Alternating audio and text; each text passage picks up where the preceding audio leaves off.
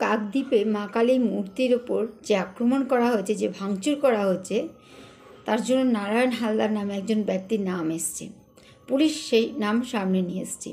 যদি সেই ব্যক্তিই মা কালীর মূর্তিকে ভাঙচুর করে থাকে, তাহলে সঠিক প্রুফ দিয়ে, প্রমাণ দিয়ে দেখানো হোক।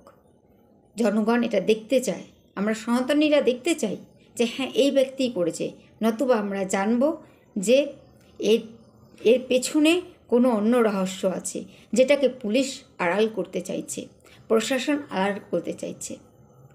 জঘন্যতম ঘটনা, যার নিন্দা জানাবার কোনো ভাষা নেই, যেখানে মা কালীকে পুলিশ ভ্যানে অ্যারেস্ট করে নিয়ে যাওয়া হচ্ছে। ভাবা যায়, মানুষ বাদ গেল না, ঠিক আছে, দেব দেবীও বাদ যাচ্ছে না। এ কোন রাজ্যে আমরা বাস করছি? কোন রাজ্যে আমরা বাস করছি? প্রত্যেকটা সনাতনী ভাই বোনকে বলবো, জাগুন, জেগে উঠুন, জেগে ওঠার সময় হয়েছে। আর হ্যাঁ, যারা নিজেদেরকে বুদ্ধিজীবী বলে মনে করেন, আর সিপিএমরা চুপ কেন?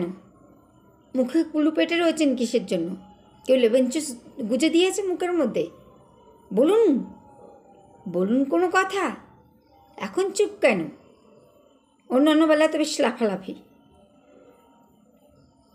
সমস্ত সনাতনী ভাই বোনকে বলবো, জেগে উঠুন, নিজের ধর্ম রক্ষার্থে, নিজের দেবদেবী রক্ষার্থে। রাধে রাধে।